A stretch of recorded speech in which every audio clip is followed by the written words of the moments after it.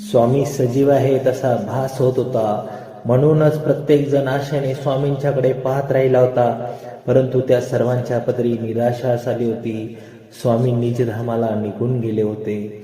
सेवेकराने आपले दुःख आवरून मग स्वामींना निरोप देण्याची तयारी सुरू केली. काही वेळातच स्वामींसाठी लाकडी विमान बनवण्यात आले होते. ते केळीच्या खांबाने आणि फुलांच्या माळाने सुशोभित करण्यात आले होते. श्री स्वामी समर्थांना अभिषेक करून त्यांना भरभरी पोशाख चढवण्यात आला होता आणि नंतर सर्वांनी स्वामी समर्थांची आरती केली होती. नंतर श्री स्वामी समर्थांचे निष्प्राण देहाला बनवण्यात आलेले विमान एका सिंहासनावर बसून त्याची मिरवणूक काढण्यात आली होती.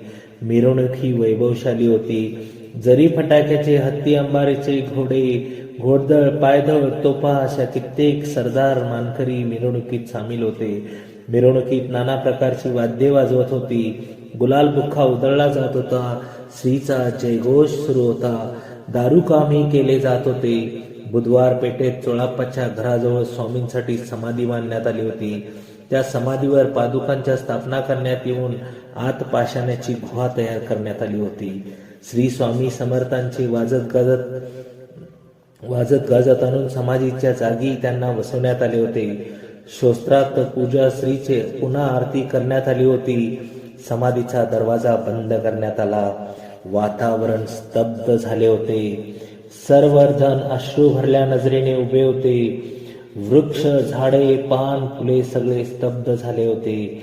एक दिव्य पर्व समाप्ती झाले होते. क्षणभरात सर्वांना उत्स्फूर्तपणे श्रीचा जयघोष केला होता.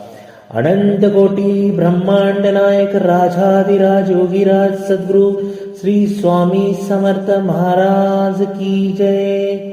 गुरुदेव दत्त.